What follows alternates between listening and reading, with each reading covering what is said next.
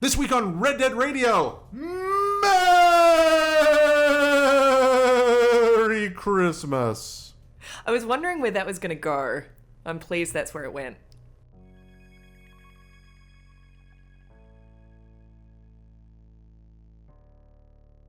Hi friends, welcome to Red Dead Radio, the Red Dead Redemption podcast. I'm your host, Jared Petty, and as always, we're going straight to the Wild Wild Guest. We're going straight to the Wild Wild Guest. We're going straight to the Wild Wild Guest. Yeah!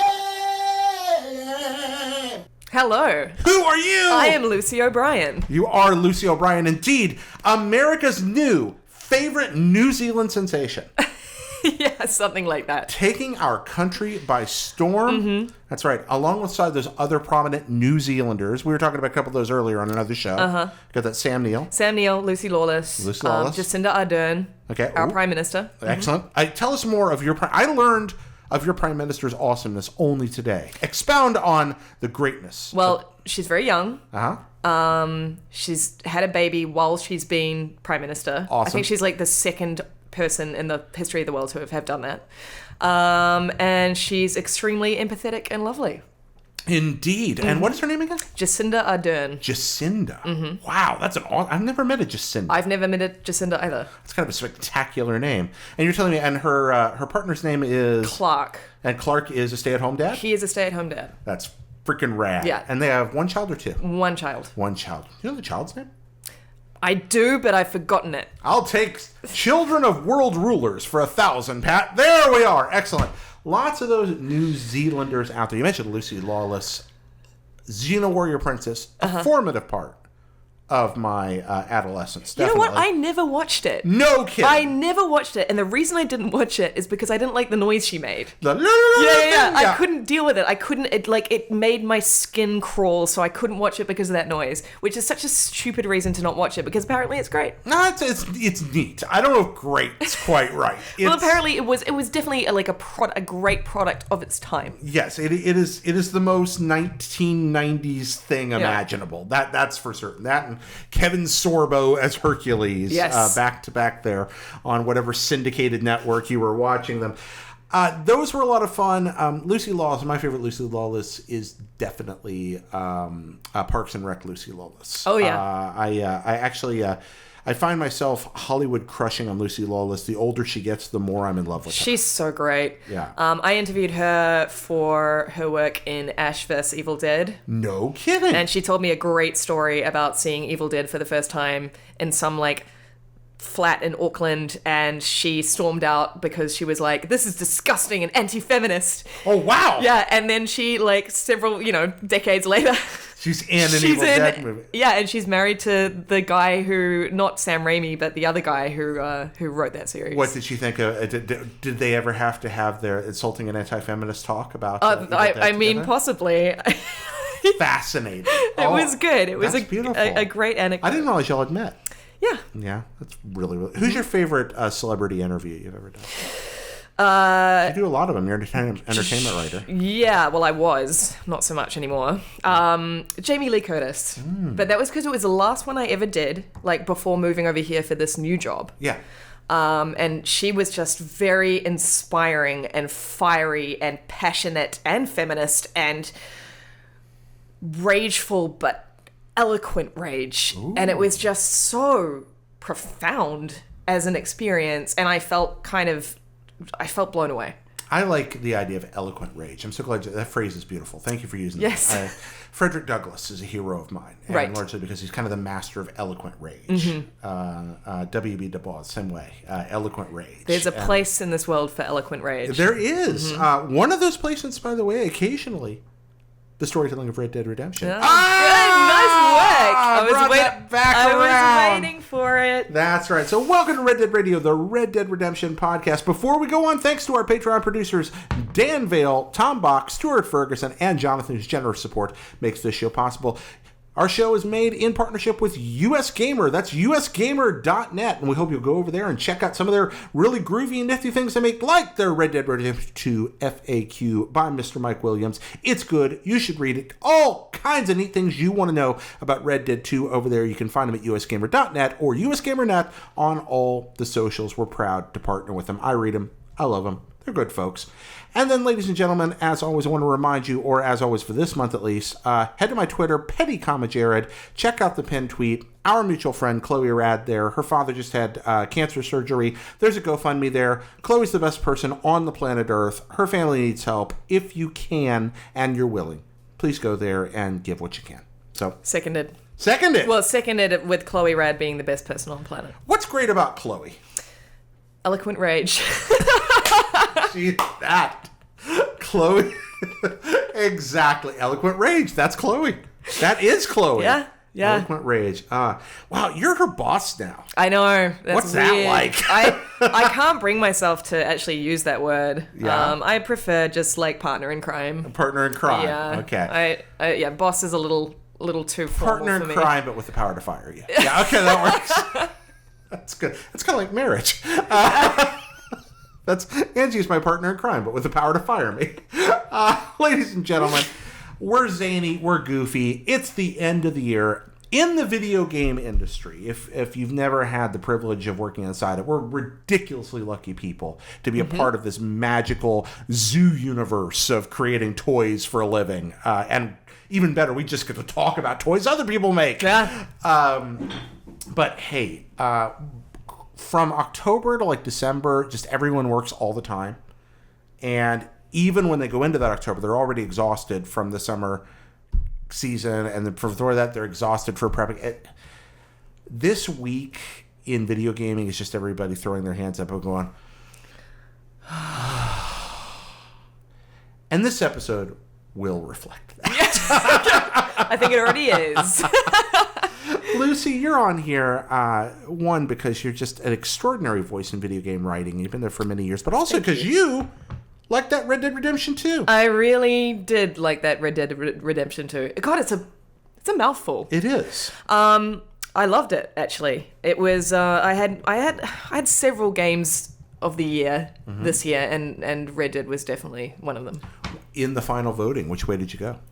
At IGN. I went Red Dead. You went Red Dead. Ooh, okay. And Red Dead didn't win. No. At IGN. Won No. at GameSpot, but didn't win at IGN. Yeah. So, what was your argument? My argument was that it presented an open world that felt incredibly authentic to a degree that we hadn't seen. So my argument was that it broke new ground. I mean, I can talk about Red Dead for hours. There are so many things I love You're about it. on the right show. Yes. There are so many things that I love about it. There are so many things that frustrate me about it. But ultimately, just being in that world is unlike anything I'd experienced. I think the closest... Breath of the Wild, for me, is still the best open world game, I think, that exists. But that's because of its systems. In terms of its sort of storytelling and world building, I think Red Dead is the bar. Yeah, Breath of the Wild doesn't do a lot of classical storytelling. No. But it does make up for it, like I said, in that kind of weird, systemic, net hacky way. Yes. Now, some folks may notice we brought up Game of the Year over and over and over again. I think that we're trying to like beat a dead horse about, well, it should have been. No, that's not the point of this at all. It's a show about Red Dead, but we're bringing people on to talk about the things that they love. Casey last week loved Monster Hunter. John and I were more on the Red Dead end, and et cetera and back. Every outlet is going to have a different take on this because this was a year of exceptional video games, all of which there's so much to love about. God of War was a work God of War was a art. masterpiece. Celeste was a work of art. And so were several other things. For more on that, by the way, you can go over to IGN and see theirs.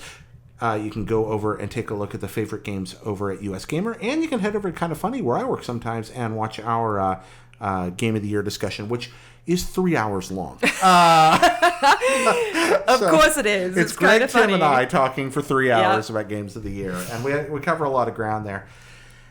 But I don't want to focus on Game of the Year much anymore. What I'd like to run to, Lucy, is first and foremost, I've really got two main questions I want to ask you on this here Christmas week-ish goodbye special.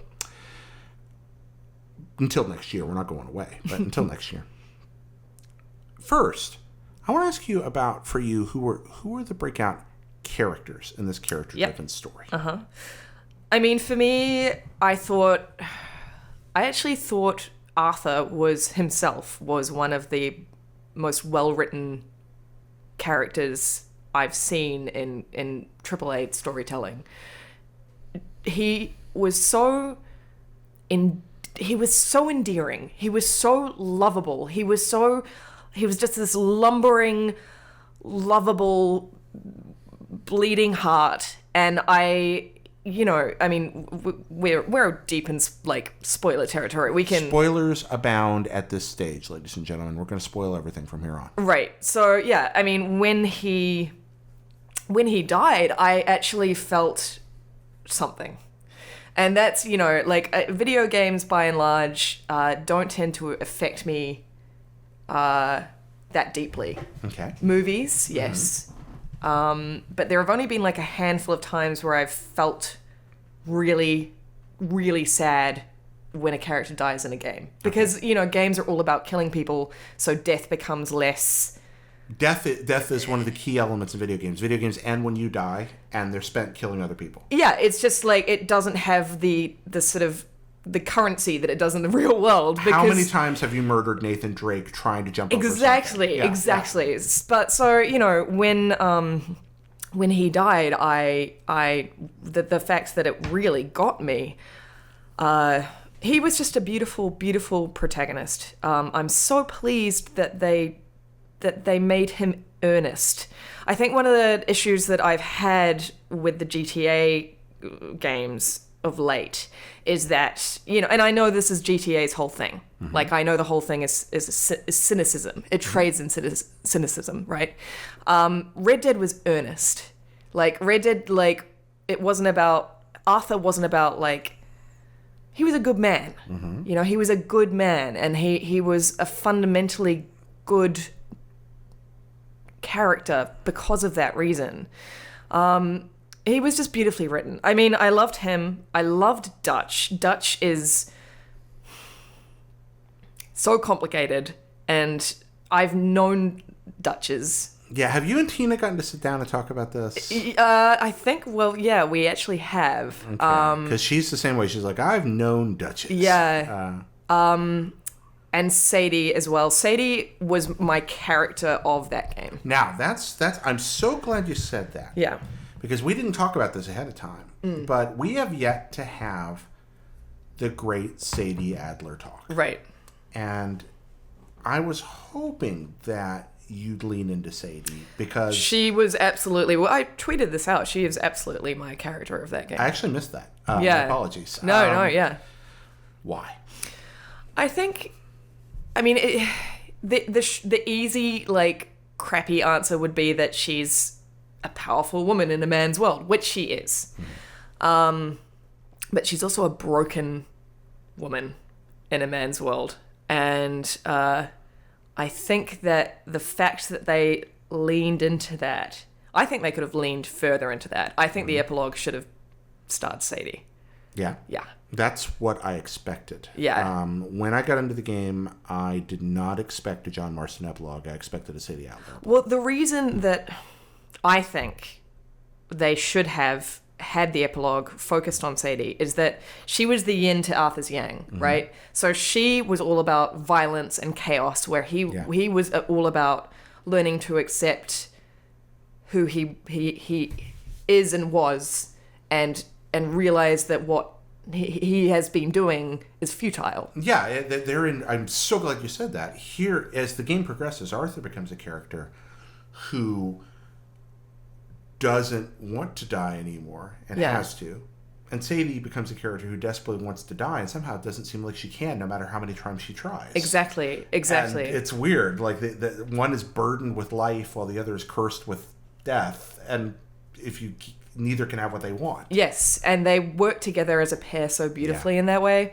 Completely platonically, which I loved. Which I loved. I loved that they didn't try and shoehorn a love story with her. That restraint was beautiful. Yes.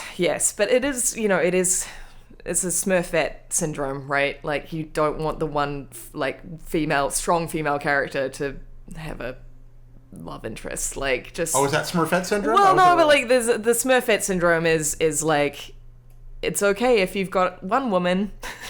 Is that how it works? I've never heard that phrase before. Yeah. So do you feel like Sadie is the only, like, breakout female character in the game? I mean, was it Tilly? I liked Tilly. I like Tilly a lot. I loved... I mean, I wouldn't say she's the breakout. I loved all the women in the game. You like Mary? So which one was Mary? Mary's the girlfriend. Mary's the old girlfriend. Oh, yeah. I didn't like Mary so much, and I also really didn't like Abigail. Well, I think you're not supposed to like Mary. Right. I think that's pretty clear. They don't want you to like Mary. But what about Abigail? That's interesting. I think that, like... I do want to just get back to Sadie, but I will just do a quick detour on Abigail. Okay. I think that she just didn't feel authentic. Ah, interesting. Yeah, I didn't believe her. I didn't believe in her. I didn't believe that she was a real character. You felt like she was just not a lot going on, or there that wasn't she was a lot primarily going on. invested in John and Jack? Or? For a game where characters contain multitudes, I feel like she contained one note. Okay. She was just be a good husband. That was her whole thing. You felt like there ought to be more there. There was nothing else to her. Okay. And, like, I didn't know anything about Abigail. I didn't know why I should care about Abigail, because all she did was nag John. And it's like, why do I care about this annoying woman? And I get that, like, I get her whole vibe. I get why she wants John to go on the straight and narrow. But, like, I get it. I definitely like Abigail better on the final date and after, when she loosens up. But you also understand why she's so ticked, too. I mean, she's got a lot of reasons. I understand why she's ticked, but, like, I would have liked to see sides of her that didn't revolve around John. That makes sense. Back to Sadie Adler, Bounty Hunter. Yes, so Sadie is... what I wanted to see in that epilogue was to, like... You'd have to retcon some of the stuff that happened. Sure. Like, let's pretend you're writing the game. That's fine. So, when she goes and, like, cleans out the O'Driscoll leftovers, and that's, like, cathartic for her. I would have not done that in the main game. I would have had that in the epilogue and had her basically just go on a murder spree until she finally reaches Micah and Dutch, and she's the one who pulls the trigger, because thematically that would work so much better. That if she were kind of where the circuit. Yes, yeah, like, and also again just that contrast between one man being at peace and sort of letting go of violence, and her leaning into violence to again, it comes back to the name, redemption. Yeah, I mean, I think my favorite line in Red Dead 2 is very casually stated by Sadie late in the game, when she just says, I want to die. Yeah. Like, yeah. It's just in the middle of a mission, and it's not like dramatic. No. It's like, I want to die. And it just goes on, and it's like, she's come to terms with her sickness, with her wounding, with her, I don't know if sickness is right, with what's been... I think sickness is the right word. I mean, I guess when you're covered in blood and, like, stabbing people apart, and granted, I understand why she wanted to do those things to a point, but I don't think that you're gonna, it's very Count of Monte Cristo, you're not gonna find a lot of solace in that. No, and I did... it was interesting seeing the John stuff at the end, but I didn't feel thematically like it worked. I felt like it worked from a storytelling perspective in terms of it leading into the events of the first game, but I didn't feel like it offered me that sort of resolution that I feel I would have got from playing as Sadie. Makes sense. So yeah, that's that. I mean, again, that I loved where they took that character. I do wonder what went on in the story meetings, and I wasn't there for those. There's a few key writers in this game, and I don't dare speculate about that process. Yeah. I do wonder if if Sadie's breakout role in the game kind of grew as the process went on, as the story evolved, and I wonder if we'll get Red Dead Revenge. Yeah. I mean, Sadie Adler. But that's exactly what I wanted. Yeah. That's what I wanted from the epilogue. That's what makes me wonder if they're saving that for another game. Yeah, I mean potentially. She's such a brilliant, again, I keep coming back to that word broken. A lot of women in video games aren't allowed to be broken. They are written to be badass. Okay. They are written to be powerful. They are written to be love interests. They are written to be one of those molds. Just for, they're written to be kind of what we expect from a female character at any given point in the sort of cultural zeitgeist, right? So right now we're going through a period of the strong female character, the badass. But that doesn't allow for a lot of shades of grey. I mean, that's one of the things I love about Ellen Ripley. She's a badass and she's completely broken. Exactly. Right? Especially in Aliens. Yes. And even more so in Alien 3. Yeah. Even more so in Resurrection. Resurrection's another podcast. Okay. I secretly love Resurrection. So do I. Oh my gosh, I didn't know that. We'll talk about it later. So yeah, like, and what I loved about Sadie is that she was a woman who was badass and I suppose was driven by love, because it was her husband who was, but she was so broken and she was so angry. Yeah. And I loved that because we don't get to see it enough in games. Yeah. And I want to see her again. Like, so do I.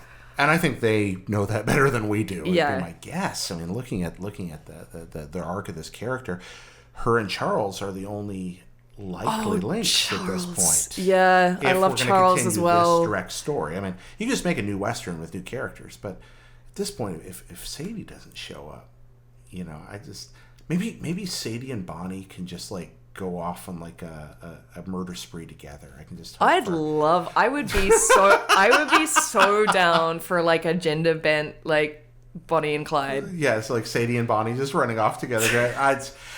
All jokes aside, no, not jokes. That would actually be awesome. Forget that.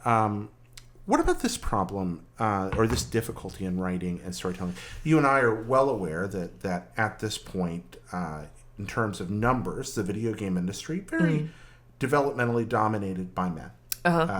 In most roles. Obviously, there are extraordinary exceptions to that, powerful exceptions, and more every day. And likewise, many of those men are writing great stories about characters like Sadie. Yes. But then we have situations like the criticism that arose around the first Tomb Raider reboot before it launched, when we had questions like, is Laura who she is because she's who she is, or is she who she is because a bunch of men made her that way by assaulting her? What about this temptation of the rape revenge fantasy? What about this, these questions, genuine, important, I think, questions of the way we tell stories in games. And how does that interact with the idea of presenting damaged characters, which are true and which give us that sense of authenticity that Sadie does? What are your thoughts on that? Like, how to avoid that kind of like basic, I was damaged by a man and therefore I am the way that I am. Yeah. How do I do that? How do we do that right? How do we tell good stories within those within the parameters of authenticity and imagination and good, meaningful storytelling? Well, I mean, it's interesting because you brought up Tomb Raider, and there was, before it came out, there was some, was it outrage? I don't know what the word to... There was some discussion. There was a discussion about that, but I do actually think that Rhianna Pratchett, who was the writer on that game, actually handled it very well. I think that Lara's story and did feel her origin story did feel authentic. It didn't feel like it was a bunch of men who had damaged her and therefore, What made the difference? How did you pull that off in the story? What made you feel that? I think for the most part, just avoiding those common tropes that you just listed is where you have to start. Mm-hmm. You know, like look at Ellie in The Last of Us. You know, that she's been damaged by the world around her, not because someone tried to assault her or you know, one of the worst things that I hate, and David Cage has done this, is write in a sort of like a rape attempt or like a assault or something like that leaves the character damaged and is used. It's like a shorthand. Mm-hmm. It's unearned. Mm-hmm. Do you know what I mean? Yeah, at this point, it has become a trope. It's become a trope. I spit on your grave. Yeah, it's like there is a place for that kind of storytelling. I think The Sopranos covered rape in a very brutally authentic way. That's an interesting point. But I think that so often creators are like, okay, we need to give this female character some trauma, so let's throw in a rape. And it's just like, no, you don't get to do that. That's not how storytelling works. It has to be earned, you know? So I think for the most part... Yeah, I thought it was really, really well done to Rockstar to treat that entire part of what happened in Sadie's house that night with that focus on the murder ambiguity that took place there. Sadie was grieving for someone she loved, and a life lost. She had a lot. It's extraordinary. And again, I don't quite know the right way to phrase this, except I feel like that they sat down and went, we are not going to lean on what's easy here. Yes, and I think that's the Rockstar did that very well for the most part. Some of it, some of their storytelling in Red Dead, I was like, well, I've seen this before. Oh, there are plenty of tropey moments in Red Dead. Some of those deliberate because of cinematic influence and that mythos lean in, and some of them because they wrote a big giant story and there were places that were just not as polished. That's absolutely yes. But for the most part, I felt that they presented us with characters who were familiar, because you're right, it is all the Western, you know, the great Western that we've all grown up with. Yeah. But they did a good job at subverting my expectations. Yeah. And I did, and again, coming back to Sadie, like, I did love that they didn't focus on the fact that she was a woman. They didn't focus on things that might happen to, like, a man's understanding of of a woman's trauma. They're like, this is a person. This would be traumatic for anyone. Mm-hmm. And let's write that. Yeah. That's how I felt about it. Like, I feel so often male writers in particular, they focus too heavily on what a woman, like, horrific things that a woman might experience. And that's where the whole rape stuff comes from. There's a part of me that almost wishes she'd have stabbed Pearson to death in camp that day. I mean, I love that we got the great story out of her that we never would have gotten from that. Yeah. They do a good job of kind of being like, there's an edge here. Things are bad. She's waving knives around. He's waving knives around. These people are outlaws. This could end very badly. Yeah. And, and you'd already had a couple of moments. I'd forgotten about that moment. Yeah, that was great. They are fairly close to killing one another. Yeah, they really were. And you don't know Sadie well at that point. No. That's why I'd forgotten it, because I was like, oh yeah, that was Sadie. Yeah. That's really when you first get to know her. Yeah. She and Pearson are getting ready to kill one another in camp. Yes. And she was still wearing a dress at that point. Yeah. Yeah. And then it kind of builds out from there gradually. But I like that, as in, you know, I like that idea that potentially she did just evolve from something that wasn't necessarily fully fleshed out from the get-go. Mm-hmm. I think they definitely wanted to they had a pretty good idea of what Sadie would be. Yeah. But like most stories that evolve as you write them, you discover, and again, I can't speak for them. I think about Stephen King talking about writing Salem's Lot. Yeah. And he makes these characters that he really likes, and he's going to tell the story of how their modern sensibilities fail in the light of ancient horror. But then he's writing the story with these characters, and these characters, as he writes, aren't defeated by evil. Yeah. They fall one by one. But in the end, the ones left standing triumph. Yeah. And he did not expect that when he wrote his book. Yeah. Even though he'd imagined them all beforehand. And I love that. Yeah. And that's something that happens in storytelling. Let's shift gears for a second here. Sure. You're not playing online yet. No, I haven't. And that's not because I don't want to. It's just that with the moving, everyththing's just been a bit hectic. So are you going to? I do plan to, yeah. By all accounts, it's quite arcadey, right? Like, it's a whole different ballpark. I mean, there's still a lot of story. Right. And it's very arcadey in a lot of ways. And I've used the description before that it's kind of like going to Disneyland. You've got this big theme park with walkways that you can, and there's people all around you, and you can interact with them, street performers and things to do and shops to walk into, and then there are rides you can get on. Right. And the rides are all the events. And I love that setup for a multiplayer game myself. Oh, that sounds like a blast. Yeah, it's kind of laid out. And also, because it's beta, lots of things are terribly imbalanced, and people will just shoot you in the head. You know? Right? Yeah, so. It's interesting. I never got into GTA Online. I've only ever really focused on Rockstar's single player experiences, which kind of makes me like, it's sort of retroactively. I'm kind of like sad because I want DLC. I want single player DLC, but I know that it's going to be a GTA all over again. You know, I think that we're definitely getting, there's a tiny dare to believe part of me. I mean, obviously Undead Nightmare, I think, will be an online thing to drive people to it. Yeah. But when I explored that corner of the map and everything but Mexico's already there, and it's just kind of big and empty.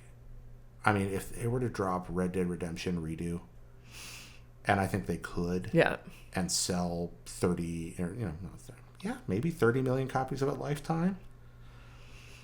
If you could play Red Dead 1 in that engine. Oh my God. And there's enough money there that it might be worth it. Especially if they parsed it. Like, if they shortened Red Dead 1, cut some of the BS, like, racing missions out, and made them optional, and made Mexico a little shorter, and there would have to be some tinkering. But they have an incentive to do that. But it's a lot of work. It's extraordinarily expensive. Yeah. But when they stuck that little corner of the map down there, I don't know.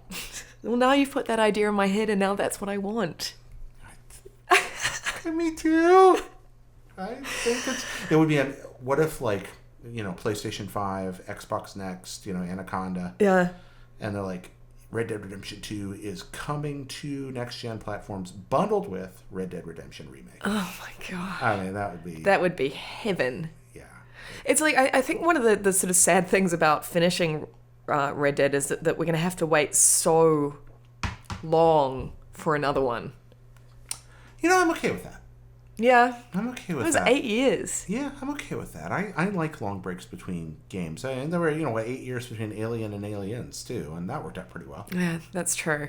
But yeah, I don't know. I mean, like, going back to your point about online, it's something I'm going to do. It's just, just not there yet. I just haven't taken the plunge.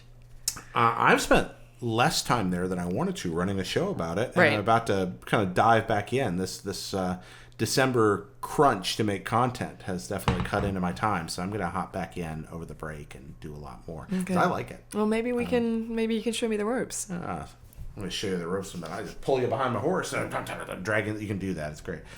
Ladies and gentlemen, you've supported us for an entire year of this practically. Well, not year, but I mean, we've been around since well before E3.